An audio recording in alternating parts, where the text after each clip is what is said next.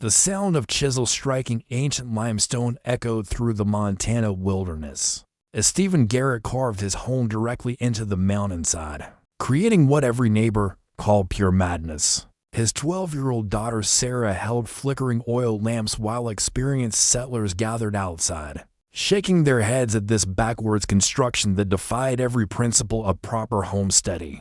And they called him crazy. They said grief had broken his mind.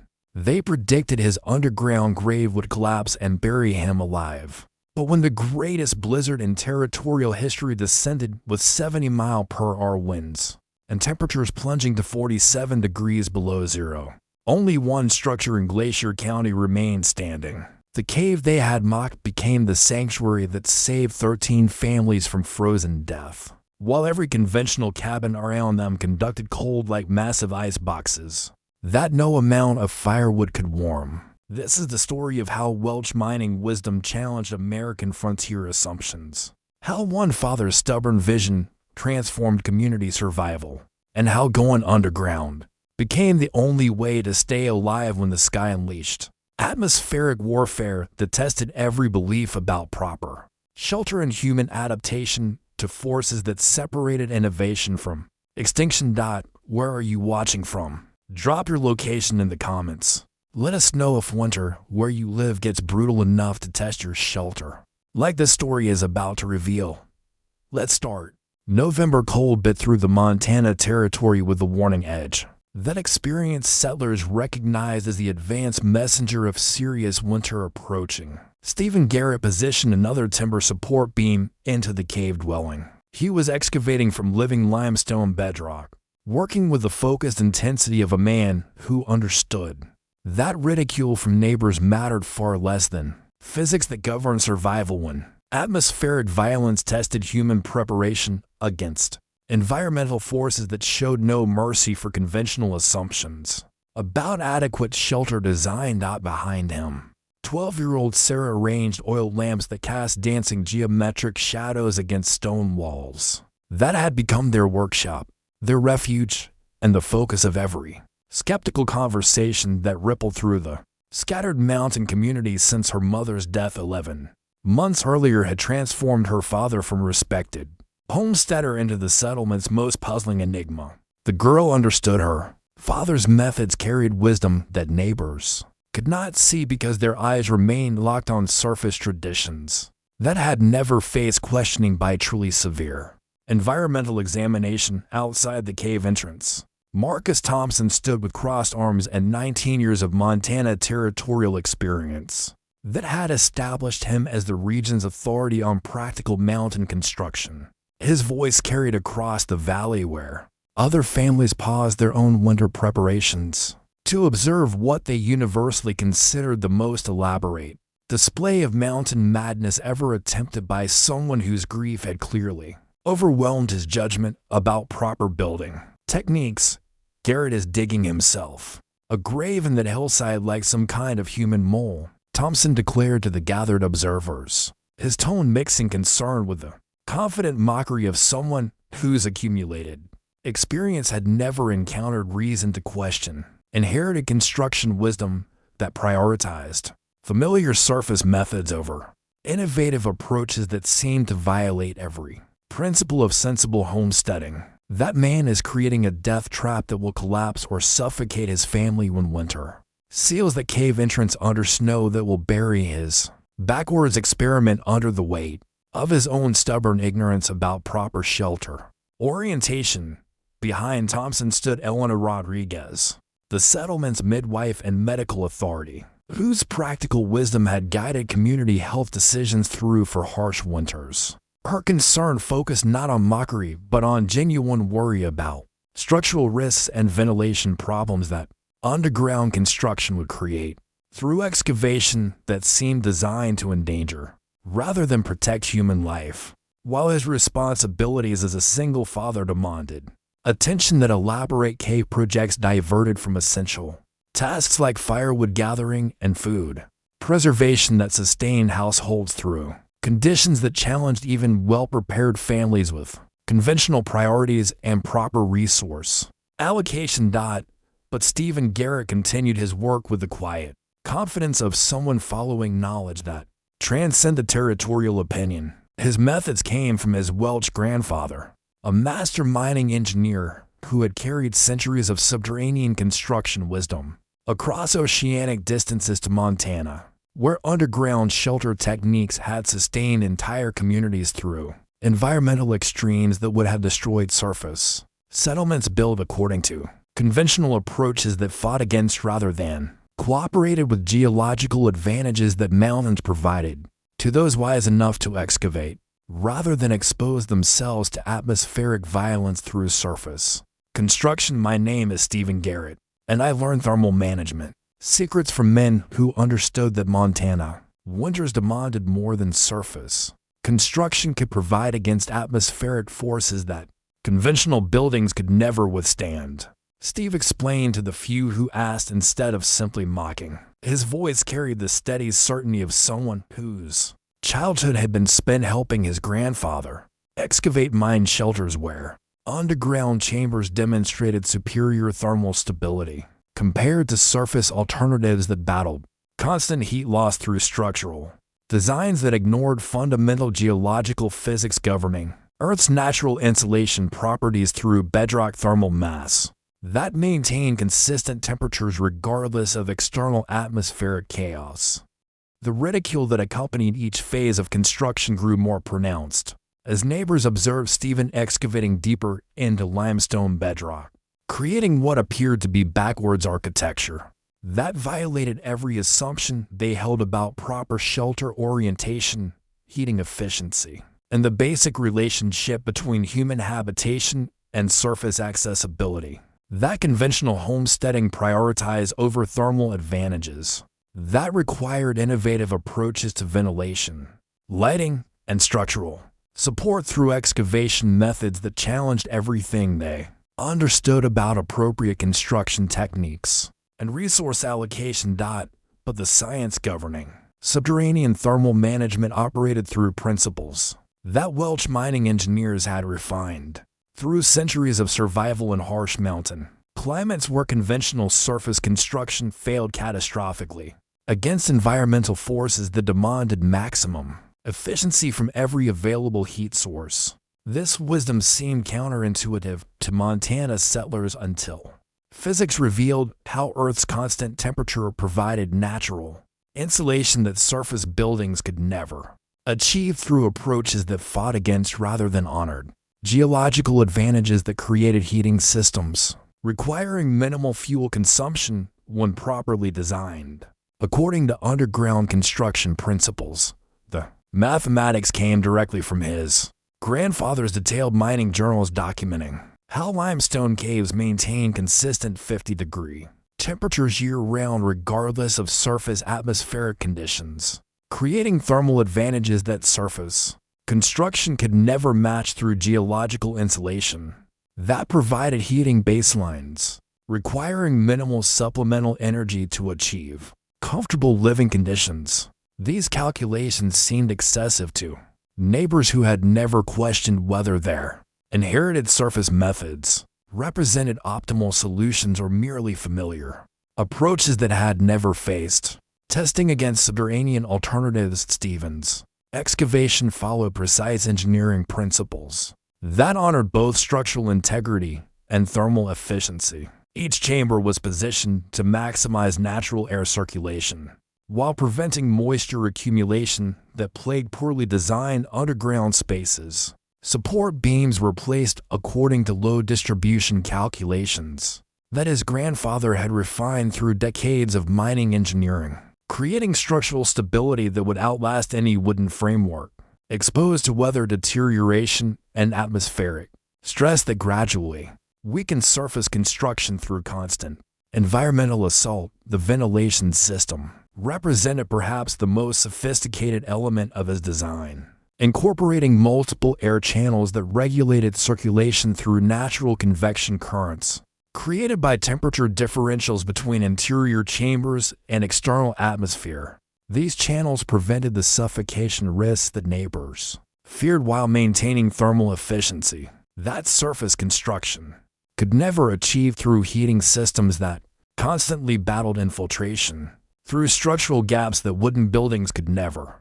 completely eliminate regardless of chinking, quality, or construction expertise. Marcus Thompson watched this elaborate excavation with growing confusion as autumn progressed toward winter's approach. His 19 years of territorial experience provided no framework for understanding how underground construction could possibly provide adequate heating, proper ventilation, or acceptable living conditions, compared to proven surface methods that had sustained the settlement through previous winters without requiring architectural innovations that seemed to ignore fundamental principles governing successful mountain homesteading.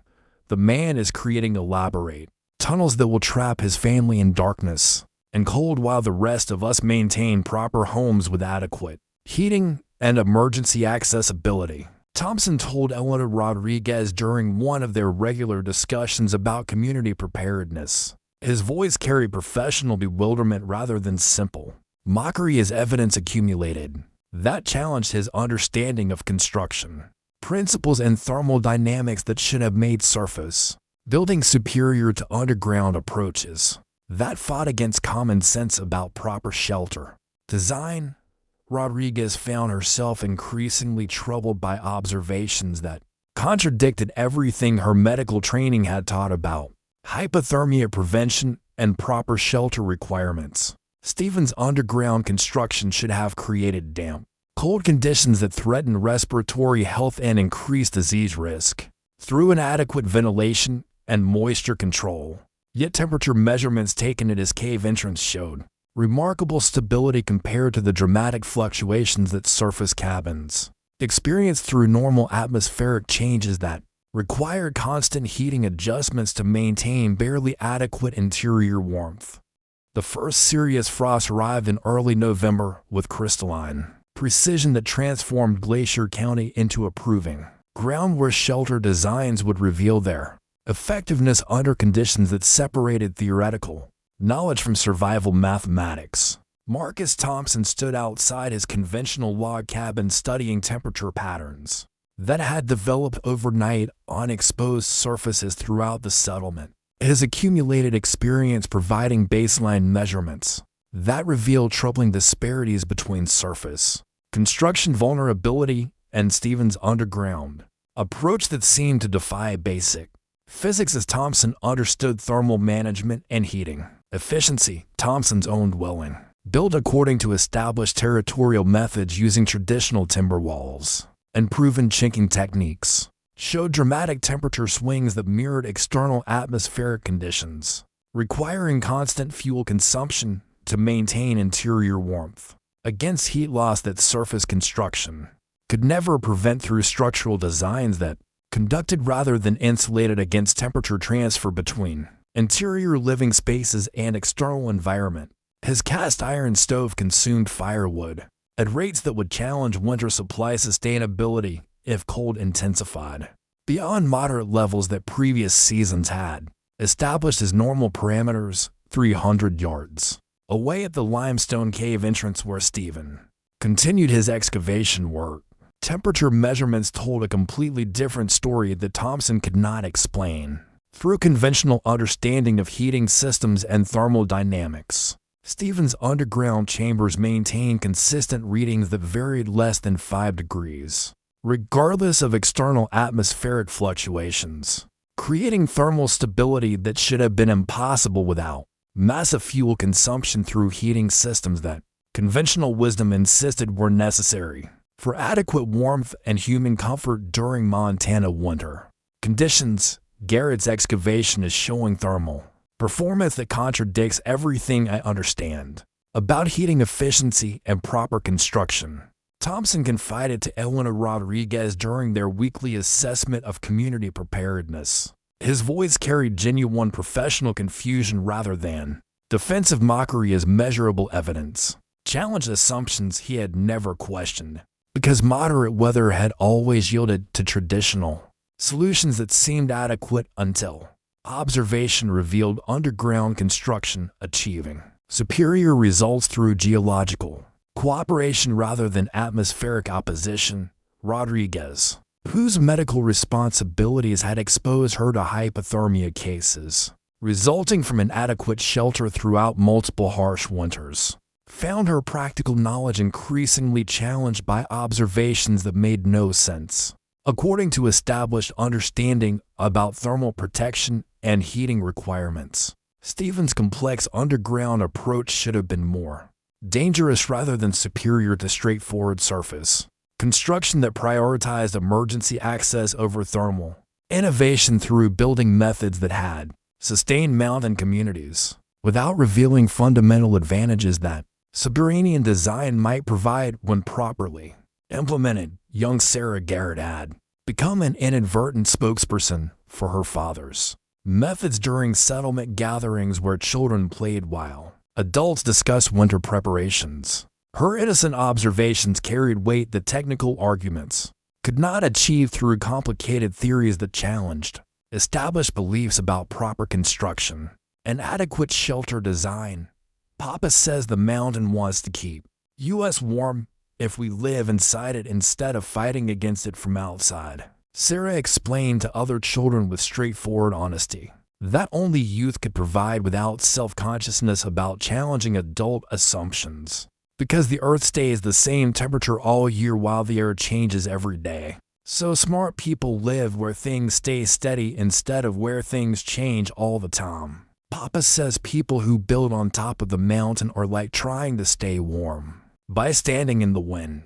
But people who build inside the mountain are like wrapping yourself in a blanket that never gets cold. The speculation that rippled through weekly community gatherings revealed how deeply the established settlers' identity depended on maintaining construction assumptions that Stevens' success threatened through demonstrations that seemed impossible according to their accumulated experience with Montana building techniques, thermal management, and basic principles governing heat distribution through surface structures that conventional design utilized without considering alternatives that might provide superior performance. December arrived with meteorological warnings that experienced Montana dwellers recognized with growing unease. Barometric pressure began dropping beyond normal seasonal parameters, while wind patterns shifted toward configurations that preceded major storm systems.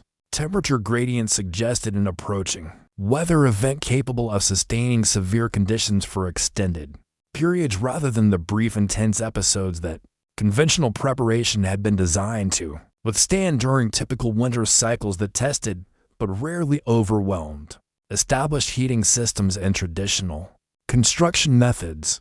The Morrison family became early casualties of what was building in the atmosphere. Their traditional log cabin experienced heat loss so severe through timber thermal bridging that their cast iron stove could not maintain survivable temperatures, despite consuming firewood at rates that threatened to exhaust their entire winter supply. Before January would bring peak seasonal severity, young Rebecca Morrison, barely 7 years old, developed the blue-tinged extremities and dangerous lethargy that mountain families recognized as hypothermia's advance warning in children whose small bodies could no longer generate sufficient heat to compensate for thermal losses that surface construction facilitated. Marcus Thompson found himself confronting survival mathematics that his 19 years of territorial experience had prepared him inadequately to solve. His own cabin was struggling against cold that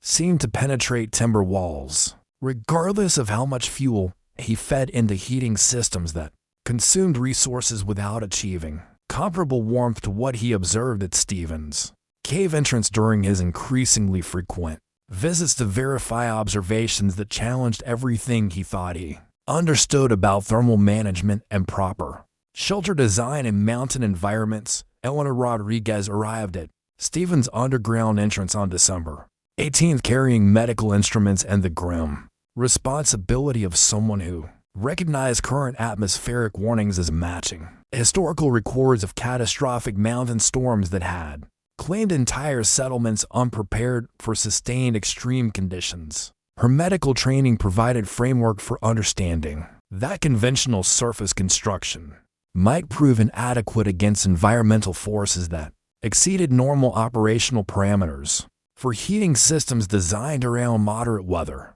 assumptions, pressure readings indicate storm formation unlike anything documented in territorial weather records. Rodriguez told Stephen, while studying the subterranean construction, that had demonstrated thermal superiority throughout autumn's progressive testing. Temperature forecasts suggest sustained severe conditions that will challenge every heating system in Glacier County beyond design limits, exposing fundamental inadequacies in traditional building approaches that ignore geological protection principles available through excavation techniques that honor Earth's natural insulation properties rather than fighting against fundamental physics governing thermal stability. Stephen understood that the approaching examination would determine more than just the effectiveness of his grandfather's Welsh mining techniques.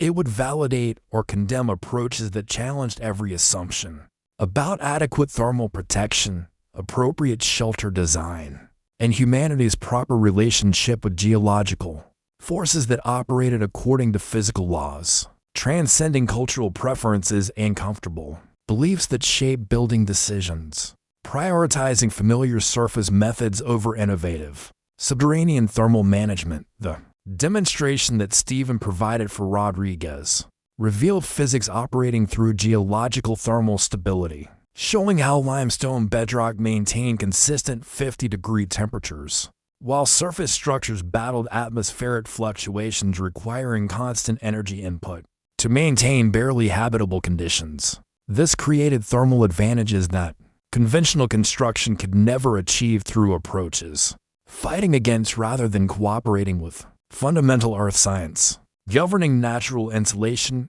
and environmental protection dynamics. My grandfather documented how mine shelters sustained entire crews through mountain storms that killed surface workers, not through superior heating systems, but through geological cooperation that required minimal external fuel sources during crisis conditions. Stephen explained, while demonstrating temperature measurement techniques that revealed dramatic stability differences between his cave interior and surface atmospheric readings. Earth provides consistent thermal baselines that surface building ignores through structural approaches that fight rather than honor natural insulation properties. When the coming storm tests every shelter in this territory, conventional construction will conduct cold faster than heating systems can generate replacement warmth, while geological cooperation will maintain survivable conditions through physics that rewards working with Earth rather than fighting against her protection.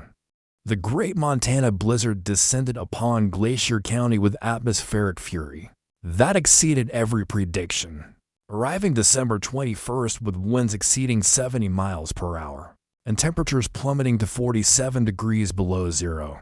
The storm transformed scattered mountain homesteads into frozen battlegrounds, where survival hinged not on territorial wisdom or inherited construction methods, but on brutal physics of thermal protection tested against environmental forces that had already begun claiming lives throughout regions where conventional surface building proved catastrophically inadequate against sustained atmospheric violence. By the storm's second day, Marcus Thompson's carefully constructed log cabin began failing in ways that threatened his family's immediate survival. His 19 years of Montana experience proved insufficient against atmospheric loads that exposed fundamental flaws in surface construction.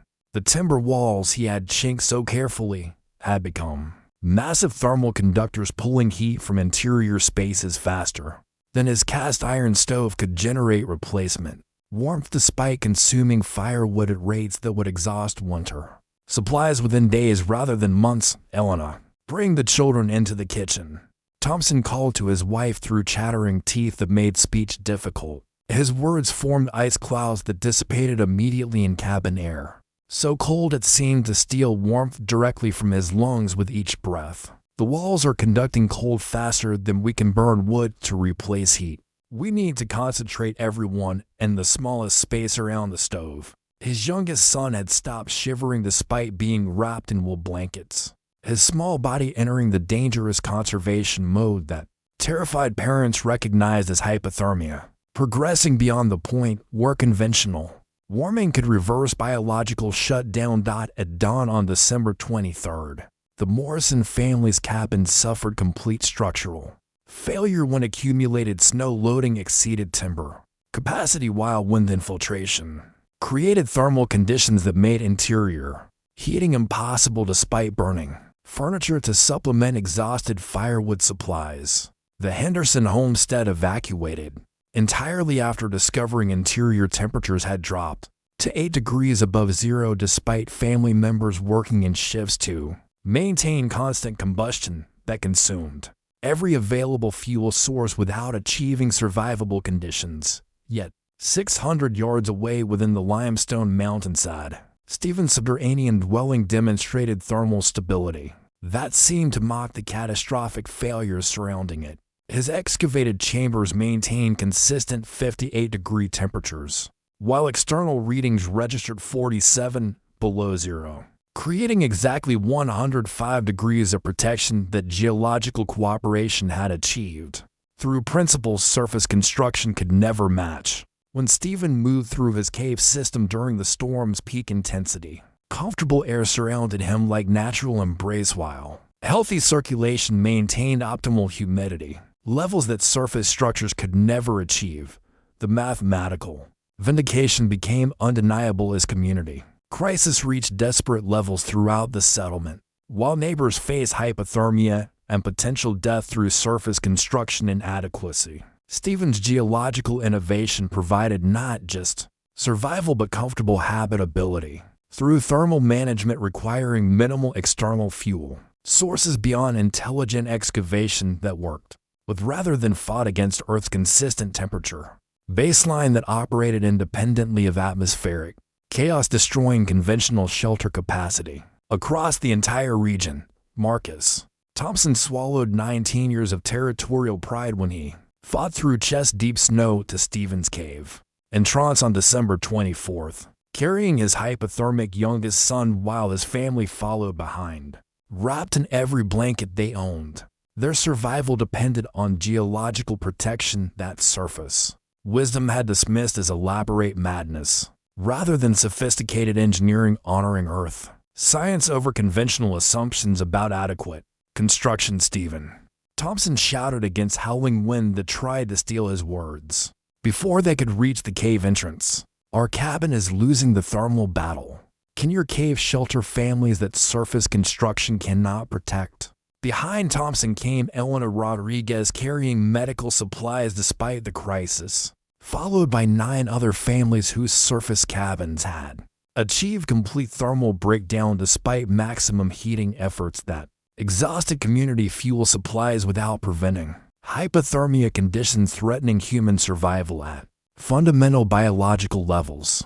The moment when Stephen opened his cave entrance to desperate families revealed interior warmth that struck the refugees like entering a completely different climate zone. Stable, comfortable atmosphere greeted them where healthy air circulation maintained optimal living conditions through geological cooperation that surface construction had never achieved through heating systems fighting rather than working with natural thermodynamics governing Earth's protection capabilities. 13 families sought thermal refuge in Stephen's subterranean sanctuary during the blizzard's peak intensity, his cave system proving capable of sustaining community survival while surface construction throughout Glacier County conducted cold so effectively that residential heating became physically impossible regardless of fuel consumption.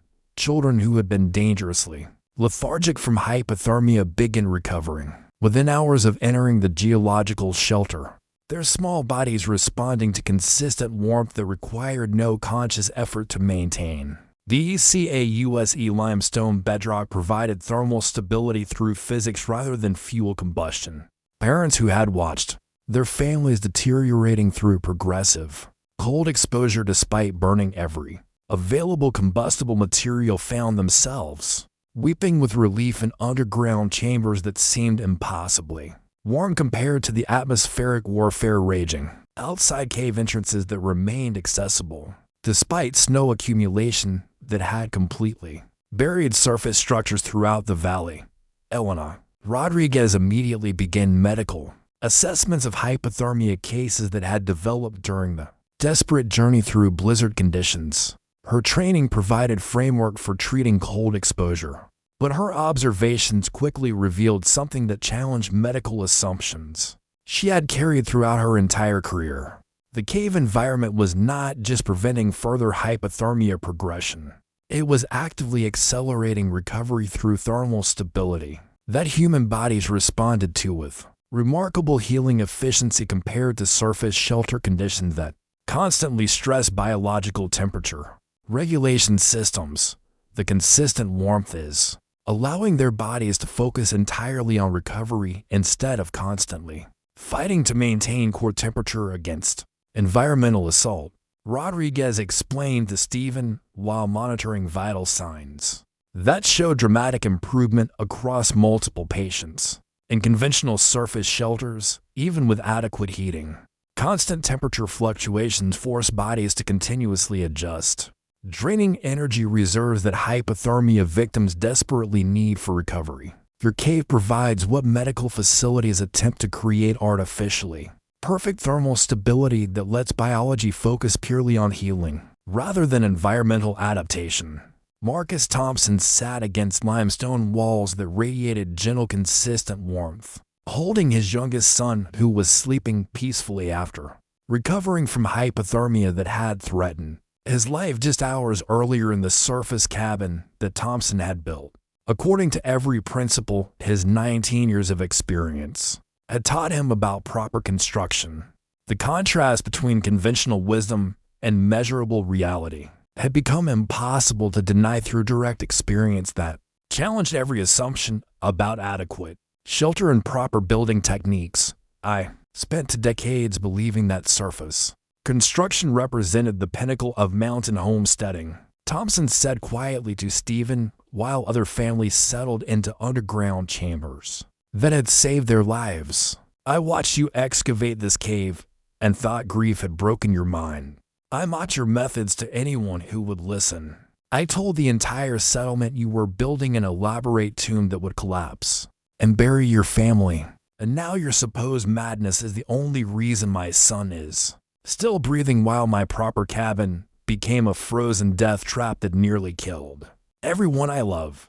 Young Sarah Garrett moved through the crowded cave system, distributing blankets and hot tea that her father had prepared on a small heating element, her young face carrying quiet satisfaction that came not from vindication, but from seeing other children recovering from the cold exposure that had threatened their survival. She had never doubted her father's methods because she understood something that adults often forgot. Innovation frequently appeared as madness to those whose identity depended on maintaining assumptions that reality was systematically disproving. Through environmental examination, spring arrived in Glacier County with the reverence of resurrection, snowmelt revealing a landscape transformed not merely by seasonal transition, but by profound revolution and understanding that had emerged from winter's crucible, where community desperation had finally overcome the pride separating life-saving innovation from territorial suffering that had honored surface tradition over geological effectiveness. Where once stood isolated homesteads, defended by conventional construction built according to familiar territorial wisdom, now hybrid settlements incorporated subterranean principles and geological engineering techniques that honored both American craftsmanship and Welsh mining science adapted to Montana conditions. Marcus Thompson, whose surface cabin had conducted cold so effectively that his family nearly perished during the December blizzard, became Glacier County's most passionate advocate for underground construction principles. He traveled to distant mountain settlements, carrying knowledge that spread through Montana territorial communities, like beneficial transformation, fundamentally altering how entire populations approach shelter building and thermal protection when properly understood rather than dismissed through conventional methods that expose living spaces to atmospheric destruction. I spent 19 years building shelters that exposed my family to atmospheric violence that nearly killed my youngest son, Thompson explained to visiting settlers from neighboring territories. his voice carrying the humility of a man whose construction pride had nearly cost his household their lives. Stephen Garrett's Welsh methods do not just build better shelters. They build shelters that actually protect rather than expose the families depending on them for survival during atmospheric extremes that test every assumption about proper construction and thermal management principles. The subterranean revolution that neighbors had dismissed as elaborate Welsh madness evolved into systematic knowledge attracting attention from territorial engineering authorities, where government officials recognized that mining construction techniques could solve infrastructure problems that conventional American surface methods had created through building approaches, ignoring fundamental geology governing thermal stability. University researchers arrived to document principles that challenged conventional construction education, while territorial governments commissioned studies of techniques that eliminated heating fuel consumption while providing superior thermal protection and structural stability. Eleanor Rodriguez's community health reports distributed across for territorial districts documented heating fuel reduction averaging 90% in settlements incorporating subterranean thermal management, with human health improvements exceeding surface construction communities by factors that made geological excavation economically advantageous despite initial labor complexity that seemed excessive until long-term performance revealed savings through eliminated fuel costs and prevented hypothermia cases. Young Sarah Garrett had become an inadvertent ambassador for her father's methods, her innocent explanations during territorial gatherings carrying conviction that adult technical arguments could not achieve. Papa taught me that the earth is like a big mother who wants to keep her children warm and safe. The girl explained with straightforward wisdom that only childhood could provide. But people are scared to live with the earth mother because they think it is dark and scary underground. But being scared of the earth mother means staying cold when you could be warm by trusting what the mountain wants to give you. The legacy that emerged from that devastating blizzard extended beyond improved construction techniques to encompass fundamental questions about progress, tradition, and humanity's relationship with geological science, providing protection advantages when properly integrated through engineering rather than ignored through conventional approaches, exposing communities to atmospheric destruction. The subterranean homestead that had challenged every construction conviction now represented more than architectural innovation. It embodied a philosophy valuing cooperation with Earth's protection over exposure to atmospheric violence. As Stephen stood within his limestone sanctuary with geological walls radiating gentle security, he reflected on the winter that had tested not just thermodynamics, but human adaptability in the face of evidence, challenging everything the territorial community thought they knew about shelter construction. The revolution in frontier building that began with neighbors laughing at a man who built a cabin inside a cave had evolved into sustainable approaches, influencing construction techniques for generations, proving that sometimes the most profound innovations emerge from willingness to go underground when others remain trapped in surface assumptions, to honor ancient knowledge when others fight against geological science, and to recognize that cooperation with Earth's protection systems provides survival advantages when properly understood and respectfully implemented through construction techniques working with rather than against fundamental physics governing environmental protection. In mountain climates where mining wisdom held keys to modern survival,